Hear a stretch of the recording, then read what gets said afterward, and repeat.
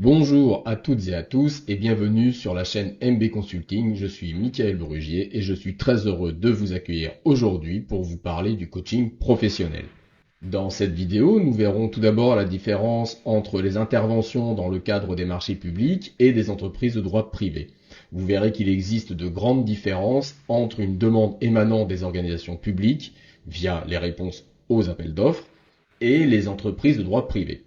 Puis nous aborderons la notion de contrat, qui est une notion clé dans tous les types de coaching, mais particulièrement dans le coaching professionnel, puisqu'il s'agit d'une relation tripartite entre le coach, le coaché et la structure qui emploie le coaché. Et enfin, je vous présenterai 3 outils que j'utilise dans le cadre de mes coachings professionnels. Alors, préparez-vous à plonger dans un sujet fascinant qui aura un impact direct sur votre compréhension du coaching professionnel et de son fonctionnement. C'est parti!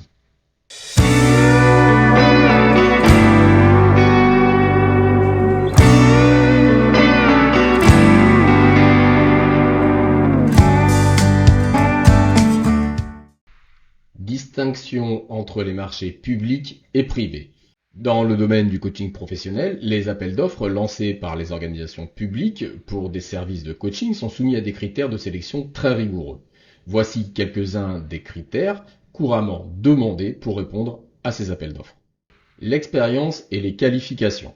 Les organisations publiques recherchent souvent des coachs ayant une solide expérience dans le domaine du coaching professionnel ainsi que des qualifications reconnues. Cela inclut très souvent la certification professionnelle au RNCP, une expérience professionnelle d'au moins 5 ans dans le domaine du coaching, et le fait que les coachs soient bien supervisés. Tout cela afin de garantir des normes élevées de professionnalisme et de qualité dans leurs interventions. Des références et des témoignages. Les coachs ou missionnaires doivent souvent fournir des références vérifiables et des témoignages de clients précédents pour démontrer leur crédibilité et leur efficacité dans la prestation de services de coaching. La conformité éthique. Les organisations publiques exigent généralement que les coachs respectent des normes élevées en matière d'éthique et de déontologie. Cela peut inclure l'adhésion à des codes de conduite professionnelle ainsi que la garantie de la confidentialité et du respect de la vie privée des individus coachés.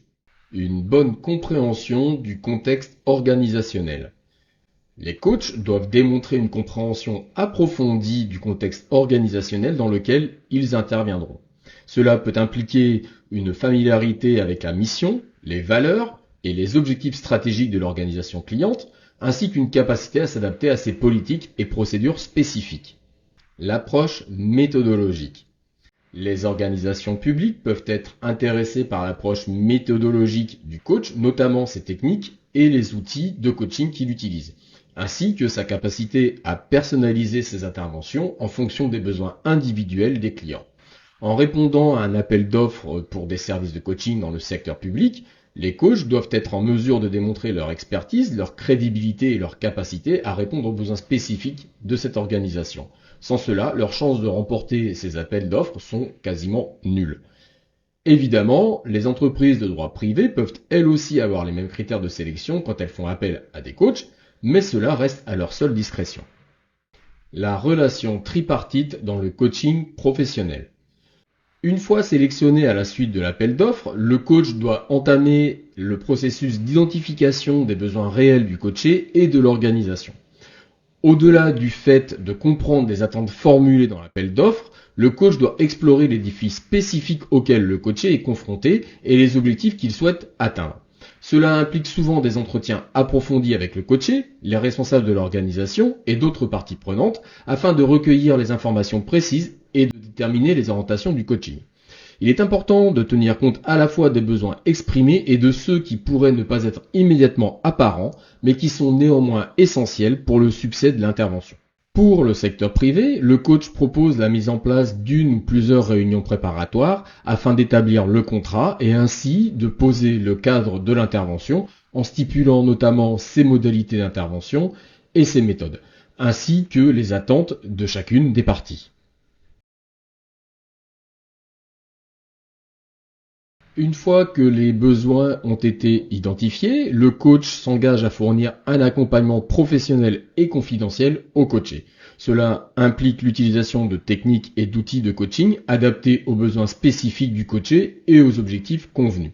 Le coach doit également respecter les principes éthiques du coaching, assurer la confidentialité des échanges et maintenir une posture non directive tout en offrant un soutien constructif. Dans le contexte des marchés publics, le coach doit souvent se conformer à des normes éthiques et professionnelles strictes définies par l'organisation publique.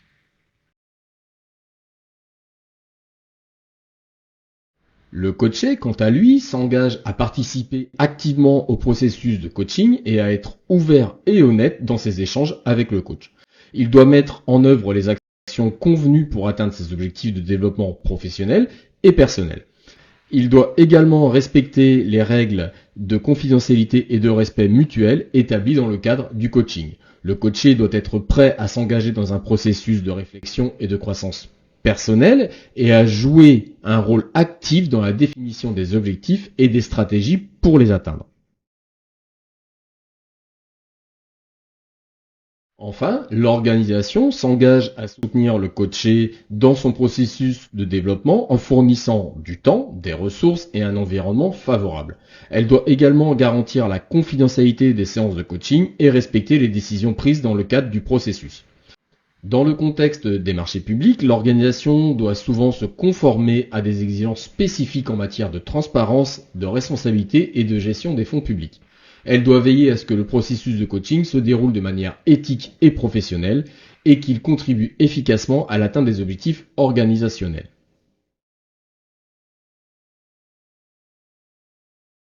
Tout au long du processus de coaching, une communication ouverte et transparente entre le coach, le coaché et l'organisation est essentielle. Cela permet de résoudre rapidement les éventuels problèmes, d'ajuster les objectifs si nécessaire et de maintenir l'engagement de toutes les parties impliquées. La collaboration étroite entre le coach, le coaché et l'organisation garantit que le processus de coaching est aligné sur les besoins et les objectifs de toutes les parties prenantes, ce qui maximise les chances de réussite. Études de cas et exemples pratiques. Pour mieux illustrer la diversité des contextes de coaching, je vais vous partager deux exemples concrets. L'un dans le cadre d'une réponse à un marché public et l'autre dans le cadre d'une demande émanant d'une entreprise de droit privé. Pour ce premier exemple, dans le secteur public, je vais vous présenter un appel d'offres lancé par le conseil départemental d'Eure-et-Loir au moment où je fais cette vidéo. Je vous montre ici le lot numéro 1 portant sur le coaching individualisé des managers. L'objectif de cet appel d'offres est d'accompagner les managers, qu'ils soient nouvellement recrutés ou déjà en poste, dans le développement de leurs compétences en gestion et en leadership. Le contexte indique que nouvellement recrutés ou déjà confirmés sur un poste à responsabilité, les managers peuvent ressentir le besoin d'être accompagnés dans leur pratique du management à tout moment de leur carrière. Le conseil départemental souhaite y répondre en permettant aux managers de bénéficier d'un accompagnement sur mesure en fonction des problématiques rencontrées, changements organisationnels, prise de poste, difficultés relationnelles au sein de l'équipe, etc. Les objectifs sont comprendre la fonction d'encadrement et ses enjeux au sein des collectivités territoriales, identifier les points de vigilance, les conditions de réussite de la fonction d'encadrement, son rôle et son positionnement d'encadrant au sein de la collectivité, améliorer son style de management et le fonctionnement de son équipe, et enfin mettre en place si besoin un plan d'action individuel. Les modalités et la méthodologie ainsi que la durée sont indiquées comme cela. Le prestataire devra proposer un déroulement et un planning d'action sur 6 mois. L'accompagnement devra comprendre un entretien de prise de connaissance entre le coach et le coaché avec la possibilité pour celui-ci d'identifier préalablement 2 profils présentés par la RH et de déterminer le plus adapté à son besoin. La contractualisation des objectifs entre le coach, le coaché, la DRH et le N+1, si accord de l'agent. Devront être fixés des objectifs de progression précis, délimités et réalistes en fonction de l'environnement de travail. Je vous renvoie à ma vidéo sur le coaching de vie où je vous ai parlé des objectifs SMART.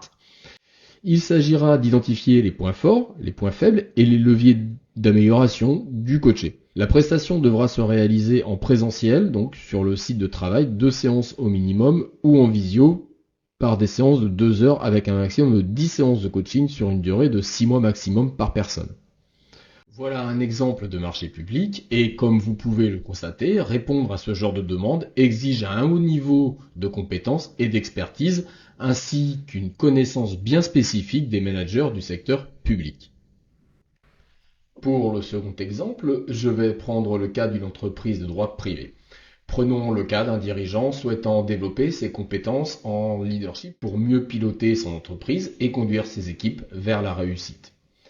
Je vais travailler en étroite collaboration avec le dirigeant pour comprendre ses besoins spécifiques ainsi que les défis et opportunités auxquels il est confronté dans son rôle de leader. Le contrat sera élaboré en étroite collaboration avec le dirigeant pour formaliser les engagements mutuels, les objectifs du coaching, les modalités de réalisation des séances, ainsi que les conditions financières et de confidentialité. Ce contrat servira de cadre clair et solide pour guider notre collaboration et assurer la réussite du processus de coaching. Le processus de coaching se fera avec des séances individuelles pour explorer en profondeur les compétences de leadership du dirigeant, identifier ses points forts et faibles et élaborer un plan d'action concret pour renforcer ses capacités. De plus, entre deux séances de coaching, le dirigeant testera concrètement ce dont nous aurons convenu en fonction de ses points forts et de ses points faibles détectés. Ainsi, il pourra tester auprès de ses équipes et me faire des retours sur ce qui a fonctionné et n'a pas fonctionné afin que nous puissions trouver ensemble comment améliorer ces pratiques en matière de leadership. Tout au long du processus, je vais maintenir une communication ouverte et transparente avec le dirigeant en veillant à ce que les objectifs fixés soient clairs et que les progrès réalisés soient régulièrement évalués. La finalité de l'accompagnement étant d'aider le dirigeant à développer les compétences de leadership nécessaires pour inspirer et motiver ses équipes, tout en assurant un environnement de travail positif et productif. En conclusion, ces exemples pratiques mettent en lumière la diversité des interventions de coaching professionnel et la nécessité d'adapter les approches en fonction du contexte spécifique, qu'il s'agisse du secteur privé ou public. En comprenant les besoins et les objectifs de chaque partie prenante, le coach joue un rôle essentiel dans le développement professionnel et personnel des individus, ainsi que dans l'amélioration de la performance organisationnelle. 3 outils en coaching professionnel. Maintenant, je vais vous présenter 3 outils que j'utilise dans le cadre des coachings professionnels. Comme pour le coaching de vie, dans cette vidéo ici, cet outil permet de visualiser et de travailler non plus sur des pans de la vie personnelle de l'individu, mais sur différents aspects de sa performance professionnelle. Les domaines abordés incluent la gestion du temps et des priorités, le leadership, la résolution de problèmes, la planification et le budget, le travail d'équipe, la délégation, la communication et enfin la gestion du changement. Tout comme pour le coaching, il s'agit d'un outil qui permet d'évaluer chaque domaine sur une échelle de satisfaction et ainsi d'obtenir une vue d'ensemble des pratiques professionnelles et d'identifier les domaines qui nécessitent une attention particulière.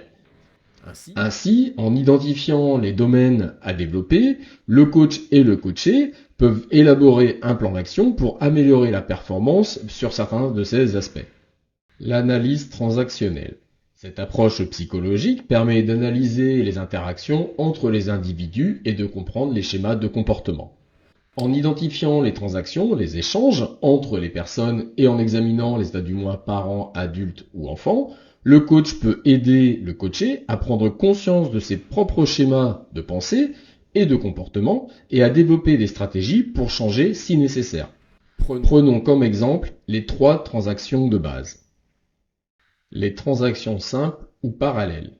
Les transactions simples sont des échanges directs entre 2 états du moi, parents, adultes ou enfants, d'une personne à l'autre. Par exemple, si une personne exprime un état du moi parent en visant l'état du moi enfant de l'autre et que l'autre répond par un état du moi enfant en visant l'état du moi parent, une transaction parallèle s'opère.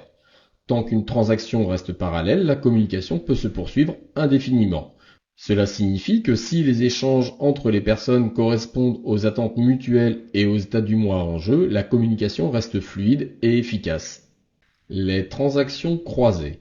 Les transactions croisées se produisent lorsque les échanges entre les individus ne correspondent pas au état du moi qu'ils visaient. Par exemple, si une personne s'exprime à partir d'un état du moi parent en visant l'état du moi enfant chez l'autre, mais que celle-ci répond elle aussi à partir de son état du moi parent en visant l'état du moi enfant de l'autre, alors il s'agit d'une transaction croisée. Ces transactions entraînent une rupture de la communication. Ah, cela vous rappelle quelque chose avec votre conjoint? Les transactions à double fond ou cachées. Les transactions à double fond ou cachées sont des échanges dans lesquels les individus cachent leurs véritables intentions derrière une communication en apparence anodine ou innocente au niveau social. Par exemple, si une personne exprime un état du moi adulte d'un point de vue social, en posant une question apparemment neutre, mais que d'un point de vue psychologique le message part de son parent, alors il s'agit d'une transaction à double fond. Ces transactions peuvent être manipulatrices et peuvent entraîner des tensions et des malentendus si les individus ne sont pas conscients des sous-entendus derrière cette communication.